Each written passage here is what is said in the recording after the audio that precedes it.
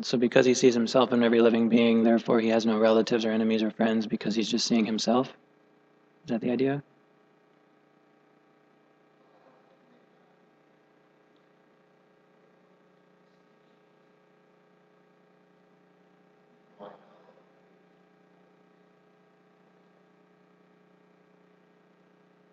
It's interesting, yeah. We'll read that later too, how Krishna well, you're right, we'll get there, yeah. He is definitely partial to his devotees. But here I'm talking about just what does it mean that the Lord has no relatives? Because we hear, like we have a good friend, Yashodanandana Das.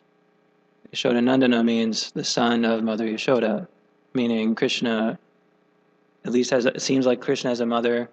There's so many names with Krishna and his relatives and his friends and his enemies. So, yeah, try initiative.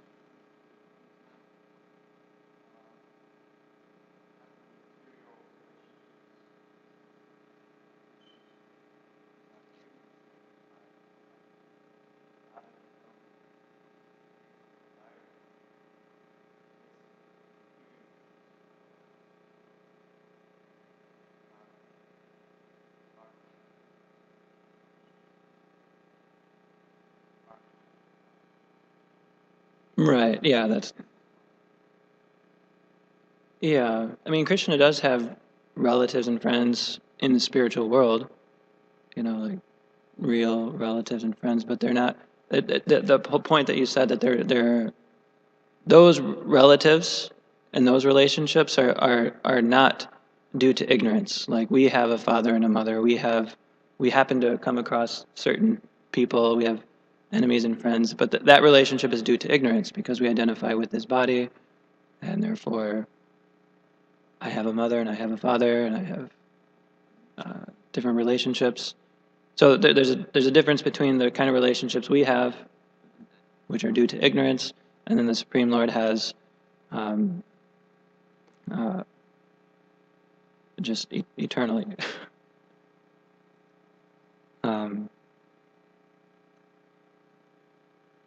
And interesting too. They also have enemies, I guess, in the spiritual world. I'm thinking of. There's not like enemies, but there are some like I don't know, kind of different groups in the spiritual world. Like there's Radharani's group and Chandravali's camp, and then sometimes there's like a competition for who can get Krishna. So they're kind of like enemies, like spiritual kind of enemies. Like Radharani's, different devotees. They'll say, "Why are you going over to Chandravali's camp? Why don't you come with us?" And then there's different groups of gopas that might fight each other in different competitions and things. So I mean, there are clearly some kind of ideas of friends, enemies, and relatives in the spiritual world. So anyway, okay, I think Charina should explain that nicely. Okay, so we'll continue. On the other hand, he is extremely kind and favorable to his devotees. And he is not at all satisfied with persons who are envious of his devotees. As the Lord himself confirms in Bhagavad Gita 9.29, Samoham sarvabhuteshu na me dveshyo stina priyaha ye bhajanti tumam bhaktya mayi te teshu chapyaham. I envy no one, nor am I partial to anyone. I am equal to all. But whoever renders service unto me in devotion is a friend, is in me, and I am also a friend to him. The Supreme Lord has no enemy or friend, but he is inclined toward a devotee who always engages in his devotional service. Similarly, elsewhere in the Gita, the Lord says, Tanaham dvishata kruran shangsareshu naradhanaman kshipam yad ajashram ashubhan asurishveva yonishu. Those who are envious and mischievous, who are the lowest among men, are cast by me into the ocean of material existence, into various demoniac species of life. The Lord is extremely antagonistic toward those who are envious of his devotees. To protect his devotees, the Lord sometimes has to kill their enemies. For example, to protect Prahlad Maharaj, the Lord had to kill his enemy Hiranyakashipu. although Hiranyakashipu attained salvation because of being killed by the Lord. Since the Lord is the witness of everyone's activities, he witnesses the actions of the enemies of his devotees, and he is inclined to punish them. In other cases, however, he simply witnesses what the living entities do and gives the results of one's sinful or pious actions.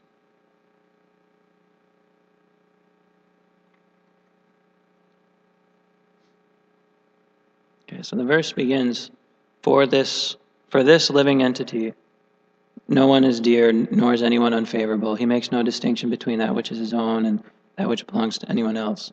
So, well, first, who's speaking this? Who's speaking this verse? The Jiva speaking this verse? I'm asking, yeah, is the Jiva speaking this verse? Which Jiva? The son of Chitraketu is speaking this verse? Does everyone agree? Yeah?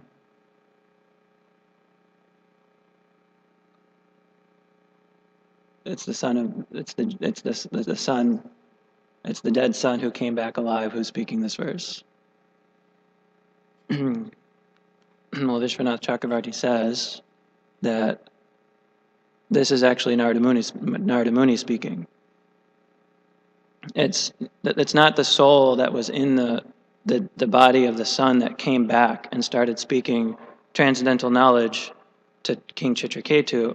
It was actually Narada Muni who is speaking to King Chitraketu through the body of the son. So it's Narada Muni's way of. Well, no, it's Narada Muni. He's got all kinds of powers and mystical. He can do whatever he wants, pretty much. So he orchestrated this whole experience for King Chitraketu to be able to receive transcendental knowledge, because it's pretty impactful if you see your dead son rise up and start speaking to you. You know, knowledge about temporary nature of relationships and transcendental knowledge. That's much more impactful to somebody than perhaps like a saintly person coming and saying, "Here's the way it is." That's also impactful, but Narada Muni thought King Chitraketu would get it better if Narada Muni spoke through the dead body of the son. That's sure you'd probably be paying more attention if that happened. It would get your attention. Yeah. Okay. So that's an interesting point. So then back to this verse, we hear about, for this living entity, no one is dear, nor is anyone unfavorable. He makes no distinctions, etc. So who is this living entity? Who is that referring to?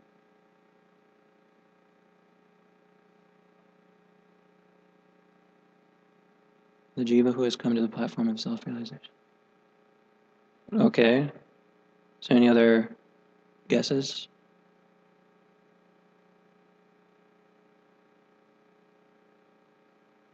Jiva. Okay. The self-realized Jiva. Because it's saying here that he is not affected by friends or enemies, well-wishers, or mischief-mongers. So it seems like he's pretty elevated if it's referring to the Jiva, the living entity.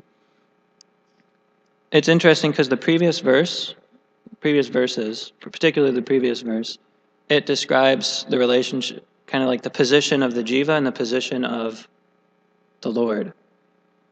There are certain qualities that are similar to both. Like in the previous verse, it's described how the living entity and the Lord, they're both eternal, they're both unchanging, they're both subtle, they have similar qualities. You know, we heard the word shushukshma, which means that all the qualities that the Lord has, the Jiva also has them, but just in a very tiny way. But there are certain qualities that the living entity has that the Lord doesn't necessarily have,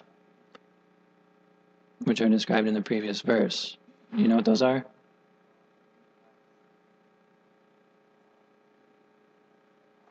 Okay, that's a good one.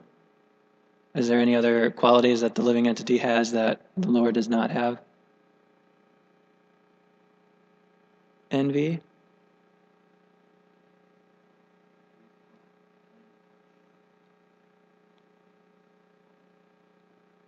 not eternally conscious of all living entities. They're both eternally conscious, because that's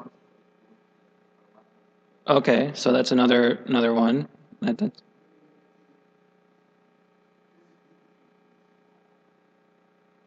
okay. Yeah, that's another one. Okay. Yeah. So there's certain.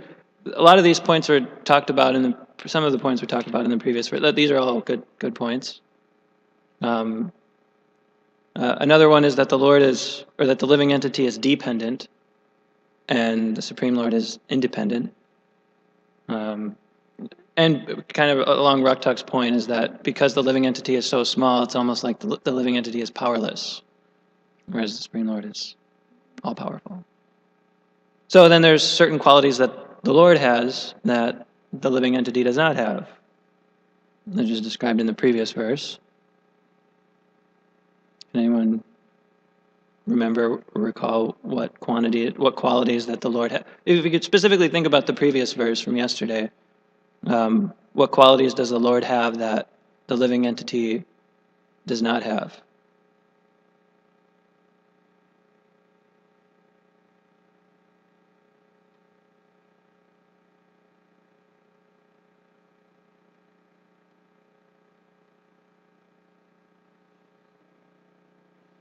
Omniscience. Okay.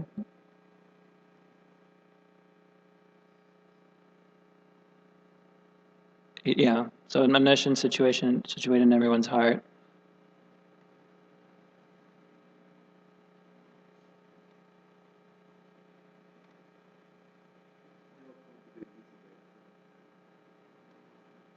Yeah, it's interesting because the way Prabhupada translates this verse and the next verse, he uses the living entity, the word the living entity. If you look at Vishwanath Chakravarti Thakur's commentary on these verses, he translated as the Lord. Because we hear, because in the last verse it says, nonetheless, because he is extremely small, he is prone to be illusioned by the external energy, and thus he creates various bodies for himself according to different desires. Okay, well that makes sense. I'm thinking of the Supreme Lord being like the shelter of the living entities. The living entity is sheltered by the Lord, and the Supreme Lord is the shelter of other living entities. I guess that might have been more brought out in the purport. Or I guess the Supreme Lord being all-pervading.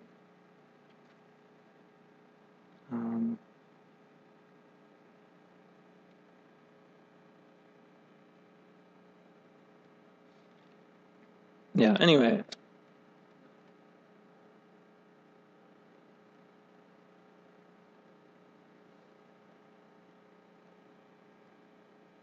Well, he could be a shelter. He could be like a conduit of the Lord's mercy to the conditioned souls.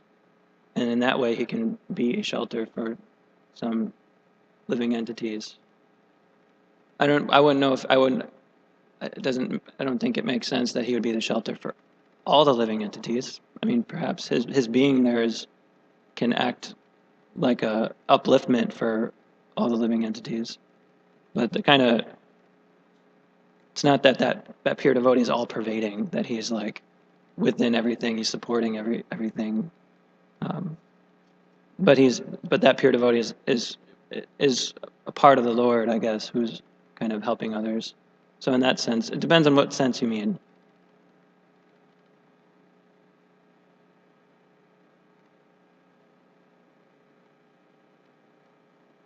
Yeah, if you think of Guru being like it's just a manifestation of Krishna, then that makes sense. If you're thinking of it like that. And we also hear about the pure devotee being that, like, one of the constituents of the absolute truth are Krishna's pure devotees. Like, the devotees are actually constituents of the absolute truth. So when we speak about Krishna, that also means Krishna, his paraphernalia, his devotees. That's all part of what we mean when we say Krishna. So in that sense, when we think of Krishna, we think of Krishna's pure devotees also, and in that sense, the pure devotee is everywhere. So it depends on what you're meaning when you say pure devotee is everywhere. Yeah. Okay, anyway, so I just thought that was interesting to point out, because the verse around today, text 10, says, "For this living entity no one is dear, nor is anyone unfavorable. He is one without a second." In other words, he's not affected by friends or enemies. He's only an observer. The thing is, it almost seems like the living entity in this verse that's being described refers more to the Lord than it does to the living entity, especially when you look at Prabhupada's purport. Vishwanath Chakravarti says it's the Lord. And then the purport that Prabhupada, and Prabhupada uses Vishwanath Chakravarti Thakur's commentary quite a bit, and it's just describing how the Lord is samoham sarvabhuteshu. He doesn't envy anyone, he's not partial to anyone. And that's similar to what's being described in the verse, is that this living entity, he's not affected by friends and enemies. He's only an observer. And then the whole purport's just about the Lord. And it seems like the living entity that's being referred to in the verse is actually the Lord and not necessarily the jiva. Which, interesting little... Yeah, Raktak.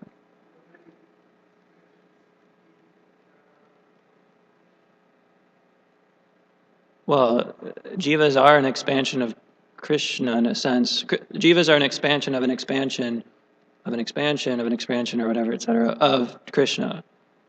So Krishna has unlimited expansions, some of which are the jivas, some of which are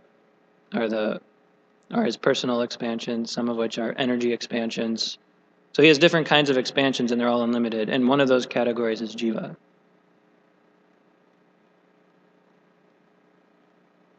Okay, so I thought I'd just clarify that before going on, that this living entity, it seems like it's more referring to the Lord than it is to the jiva in this particular verse. Okay, so now we're talking about the Lord. How the Lord... It's interesting how Prabhupada describes the Lord as... in the purport, he said, the Lord is extremely antagonistic toward those who are envious of his devotees. And then he's very inclined to his devotees. So when it comes to the Lord dealing with his devotees, he cares. He gets involved. He takes it personally. He reacts.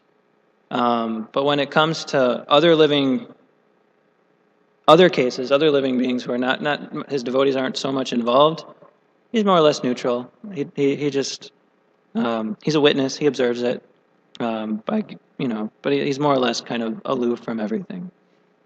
So the example here is given of the Lord dealing in a example of him kind of being extremely antagonistic to like demons. He gave the example of Prahlad and Hiranyakashipu, how Hiranyakashipu was messing with Prahlad, so the Lord was extremely antagonistic against Hiranyakashipu and tore him apart.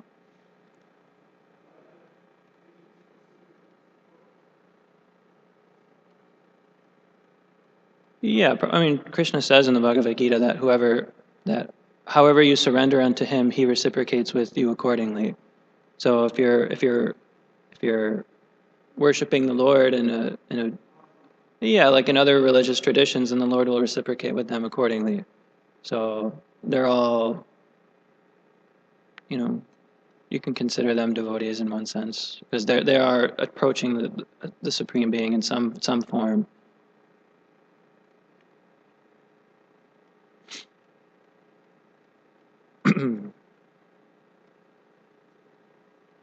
So Hiranyakashipu and Prahlad, that's a good example of how he's inclined to Prahlad and he's antagonistic toward Hiranyakashipu.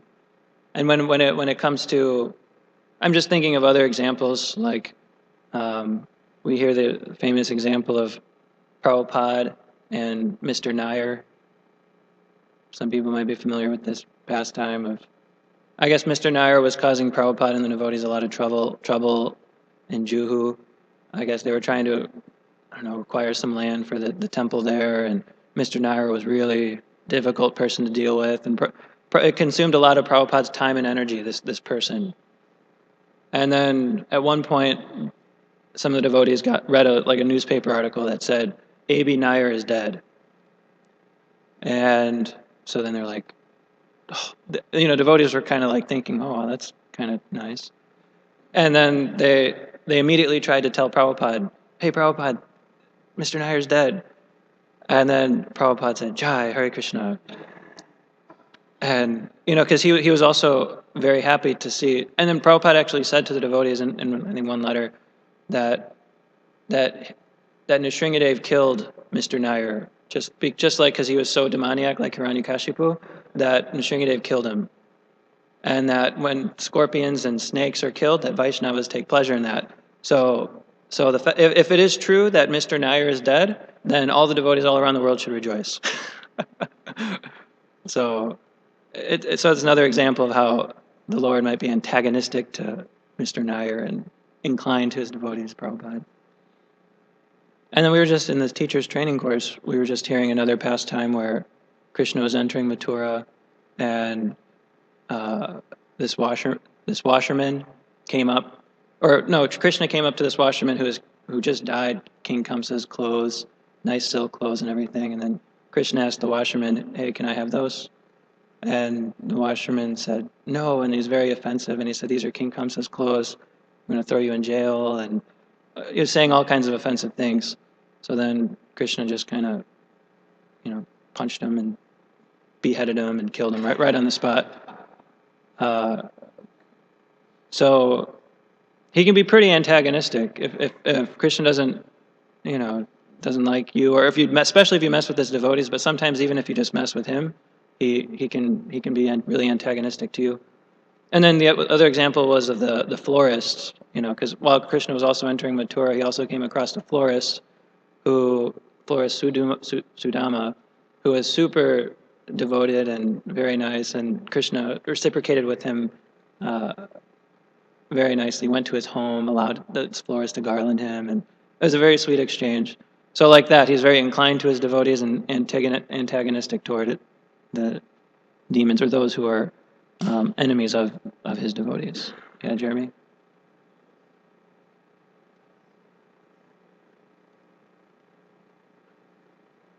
For most people, yeah.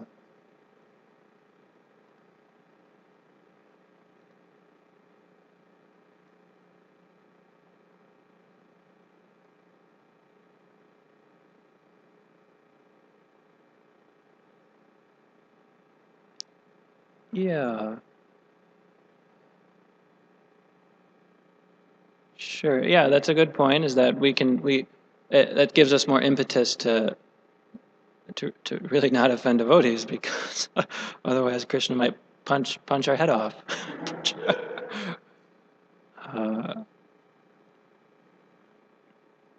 Because we are surrounded by devotees, so that's important. We don't want to offend them because Krishna doesn't like that, and ultimately we want to please Krishna. And if we want to go to the spiritual world, then we can't. We got to stop doing these offenses and do.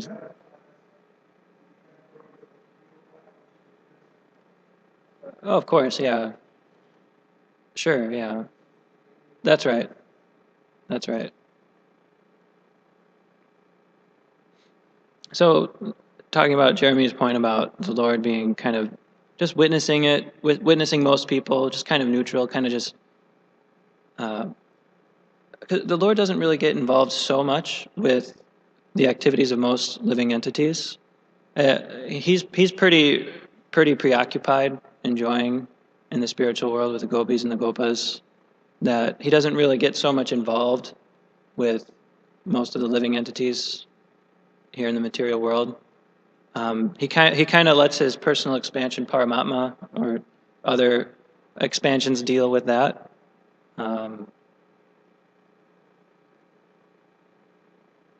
Because the personal expansions, they might, give out the sinful and pious actions and reactions to all the living entities, but it's not that Krishna's personally involved, so to speak. So Jai Jagannath was giving a really interesting class some time ago about Krishna's kind of aloofness from the material world, and even conditioned souls, and even souls, conditioned souls here in the material world, how Krishna's kind of aloof from them. And he brought up a point from Vishwanath Chakravarti Thakur that he raises the question, well, if Krishna is so preoccupied enjoying in the spiritual world with the gopas and the gopis, then who hears the prayers of the Raganuga bhaktas? We're praying, or if you're a pure devotee, you're praying. Krishna is preoccupied in the spiritual world, so who's hearing the prayers if Krishna is busy doing something else? This is one of the questions that Vishwanath Chakravarti Thakur raises. So the answer is that ultimately it is Krishna, because Krishna is omniscient, so he can simultaneously both hear the prayers of the Raganuga Bhaktas and simultaneously engage in his sweet pastimes in the spiritual world. Yeah, Krishna can do that, multitask.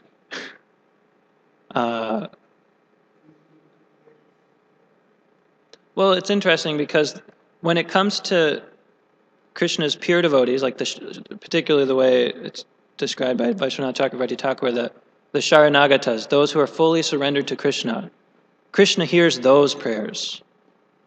So for pure devotees, Krishna personally hears those prayers, and he reciprocates. But when it comes to others who are not necessarily Sharanagatas, pure devotees of the Lord, they might be praying, but it might not necessarily mean that Krishna himself personally is hearing those prayers.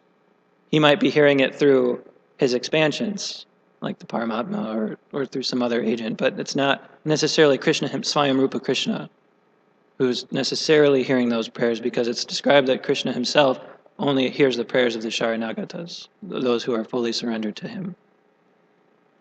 So we might hear this, and some of us might feel a little discouraged. Krishna's not hearing my prayers. So it should actually be encouraging, because it kind of forces us to become Krishna conscious in a way. The idea, the way Jai Jagannath put it very beautifully, he said that because it forces us to become a part of Krishna's world as opposed to Krishna becoming a part of our world. So he gave the example of like a boy trying to get the popular girl. Like, the girl is kind of way out of his league, and the boy is trying to get with this girl. So he has to think about ways that he could get her attention, and he has to kind of remove himself from the center of his own consciousness, and he has to put that girl that he's trying to get in the center of his consciousness. And the boy, he has to kind of become a part of her world, find out what her interests are, what she likes, if he's at all wanting to get with her. So we can understand that, at least. So like that, if we're trying to get with Krishna, we have to get out of the center of our own consciousness, and we have to put Krishna in the center of our consciousness, and we have to kind of become a part of his world. And in that way, we can kind of become Krishna conscious, and that way Krishna will actually pay attention to us and hear our prayers. And so Krishna's, because the girl, in relation to this boy and girl analogy, the girl's more or less unconcerned with the boy. So the boy has to do something to kind of get the girl's attention, so similarly, Krishna, it's somewhat like that in the sense that Krishna is kind of a little bit unconcerned, because he's solely self-satisfied. He's enjoying in the spiritual world, so he's not so much concerned with the conditioned souls personally himself. So it's up to the living entities to be able to kind of make Krishna concerned for him in a sense. So then during this class, Raktak asked a nice question. He said, "Well, but I thought Krishna wanted us to go back to the spiritual world more than he wanted us to go back." I thought that was a really good question. I don't know if you remember asking that. So how do we understand that? Here Krishna is totally unconcerned about us. But then we hear statements like this, that Krishna wants us to go back to the spiritual world more than we want to go back. So it is true that Krishna is concerned with us. He sends his avatars. He gives us facility for coming back to him in the form of shastras and everything. But generally, when we hear that Krishna is enjoying in the spiritual world with the gopis 24 hours a day, and it tends to give us like a feeling of envy, like kind of brings about our envious nature that, oh, Krishna is enjoying. Here Krishna is enjoying all day, and here I am suffering like anything in the material world. So that kind of, and he doesn't even seem to care about our suffering here in the material world. What about all the suffering going on here? Why doesn't he care about us? So the idea is that Krishna does care about us, but he cares for us, or he's concerned about us through his devotees, as Charyanishta was kind of hinting at earlier, is that the devotees are everywhere in one sense, and Krishna is concerned about the living entities, the conditioned souls, through his pure devotees. As I said earlier, devotees are constituents of the absolute truth. So Krishna is concerned through those pure devotees, because the pure devotees are very concerned with bringing the conditioned souls from their conditioned state to a perfected state.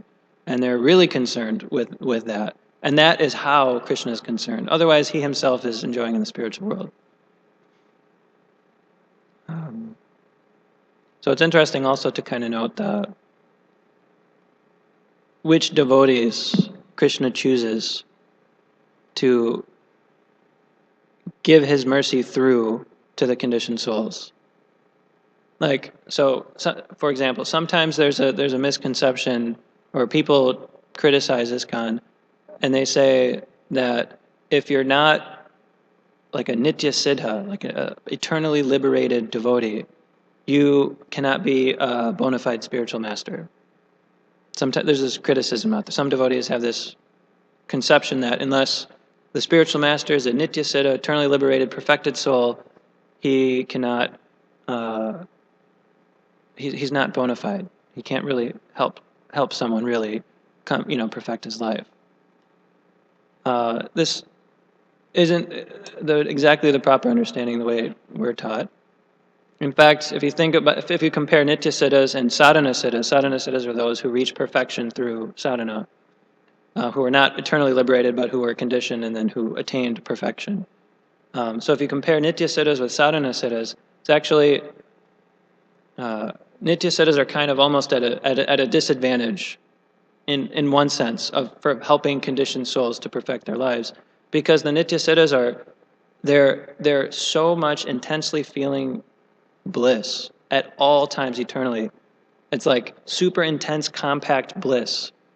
It's like a really dense metal, the way Jai Jagannath was describing. It's like a really dense metal that the sufferings or the miseries of the conditioned souls, it can't penetrate them because they're enjoying so much they can't really understand or relate with or understand the plight of the conditioned souls because they don't have that experience.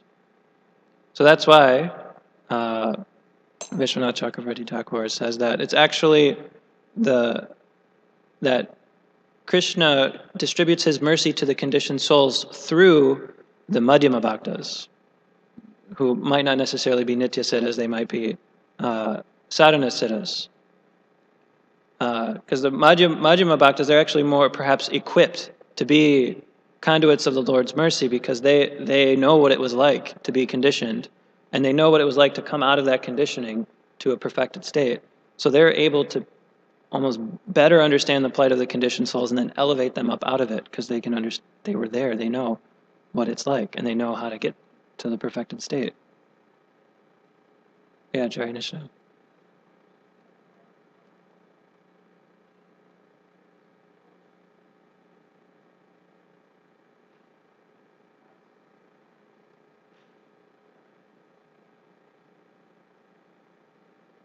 Yeah, but yeah, that's a good point. Yeah, like Prabhupada isn't right. Right. So that's an interesting point.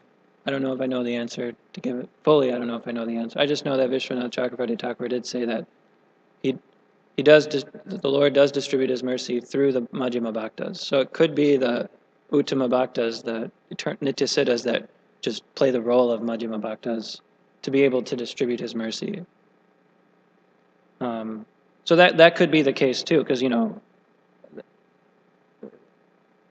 you're right, because that makes sense that the Nitya Siddhas, they do have we've seen that the impact that they have on elevating so many souls to the spiritual world. So that's a good point. I'll just say that's a good point.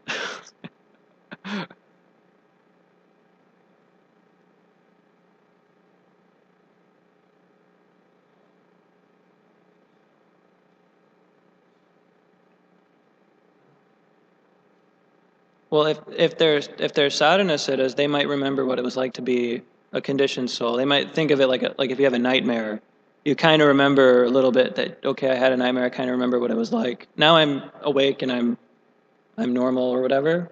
So like someone who's liberated, they might be in a perfected, liberated state, but they remember what it was like to be in a conditioned state.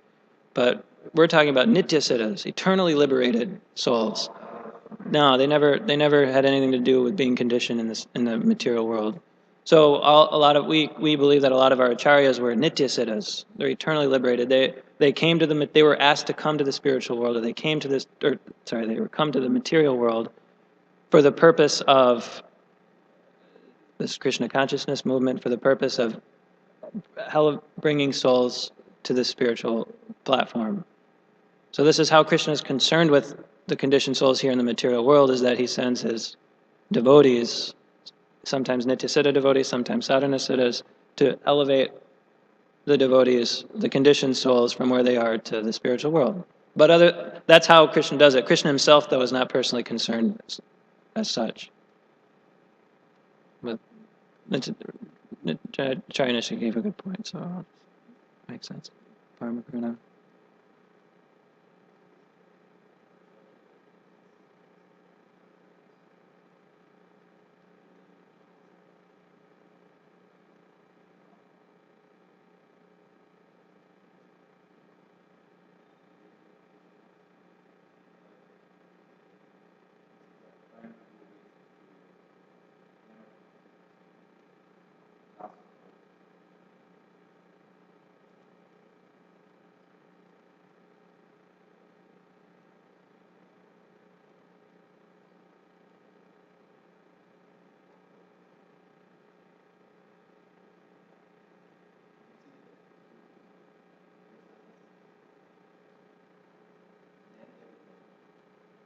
Some of them. Some of the gopis were sadhana siddhas, or were conditioned and they became gopis through devotional service.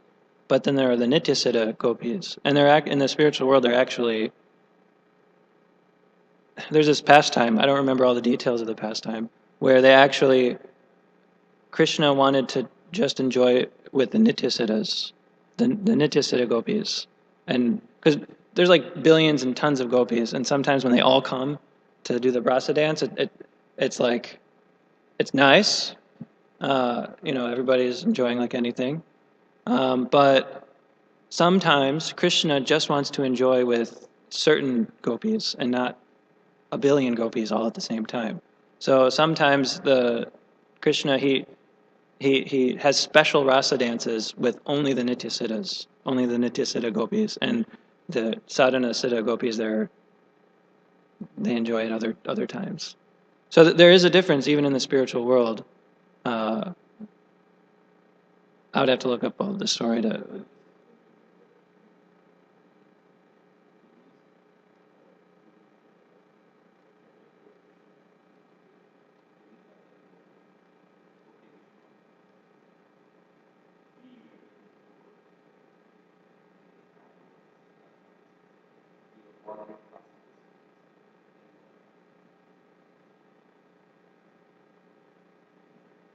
Yeah, I'd have to look at that. I don't remember hearing that. That's interesting. Lolita said that she was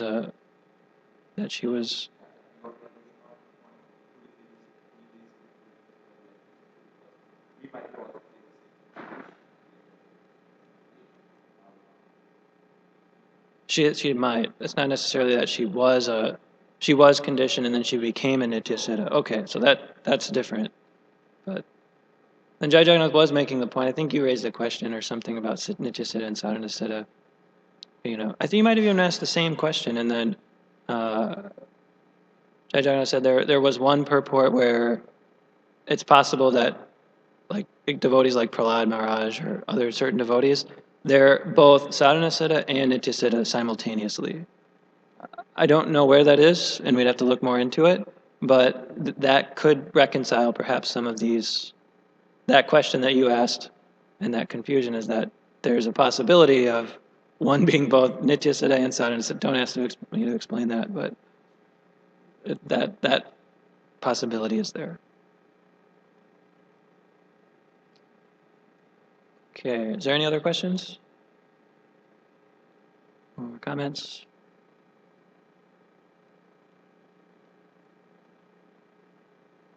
Yeah, I'm concluding now, so unless anybody has anything, then we'll stop here.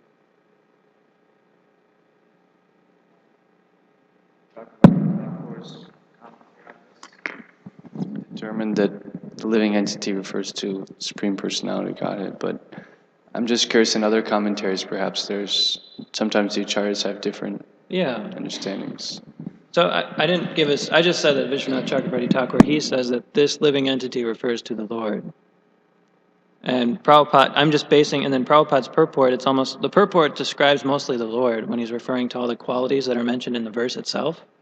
So it almost seems like that this living entity does refer to the Lord.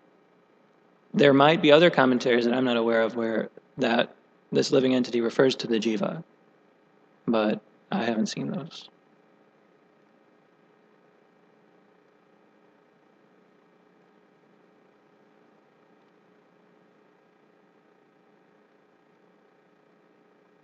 Oh, there's disagreements all over. If you read the commentaries, you'll see certain acharyas, they disagree with other acharyas about like little detailed points. For example, like Pradyumna. And who is Pradyumna? He's like a member of the Chatur Vyuha, but yet he's also Krishna's son in Dwarka, or son. And at one point, in one commentary, Prabhupada says that Pradyumna is a Vishnu Tattva. And then in another place, Prabhupada says that Pradyumna is in the category of Jiva Tattva or some other kind of Tattva.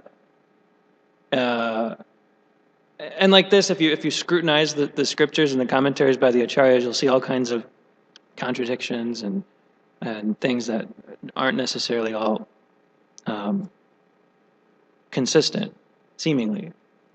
So one way that we can kind of approach the idea of there being contradictions among the acharyas is first to kind of broaden our vision of the topic. Trying to think of an example, because they're just seeming contradictions. When you actually like look at it, especially from a not a conditioned soul point of view, they're not really any contradictions. But from our point of view, because we don't understand the bigger picture, it just seems like there's contradictions, and we just don't know how to reconcile the differences. But if you there's lots of examples where it might seem like this is directly contradicting something else I've heard. But then if you step back and you get more knowledge from other places, you actually understand, oh, okay, now I understand why this one said this and why this one said this, and okay, now it makes sense because I have more knowledge like that. Sometimes acharyas disagree just because that's their bhav. Like, they might say that, I don't know, Krishna is the best or something because they're in Krishna's camp, and then other devotees might say, no, Radharani is the best. It seems like a contradiction. There can only be one best. But it's just because that's their bhav. That's how they feel about certain things. So there's a difference between objective, absolute reality, how things are, and one's feelings towards a certain topic. So oftentimes you'll see acharyas when they're making commentaries, their feelings or their bhav comes out, and they might say things which is just directly contradicting something that another acharya says, because the other acharya might have some other bhav, some other way of relating with Krishna, and they're both true. But it's like a rasa kind of thing. So you have to really get into each contradiction and kind of really delve into it to kind of figure out whether it's just like a bhav contradiction, or if it's just I don't have enough knowledge, therefore it doesn't seem to make sense, and I need to get more knowledge to be able to reconcile it, or something. But generally we understand that there is no contradictions. It's just apparent contradictions. Is that okay? Okay, anything else? Okay, we'll end here. Thank you very much. Srila Prabhupada ki jai.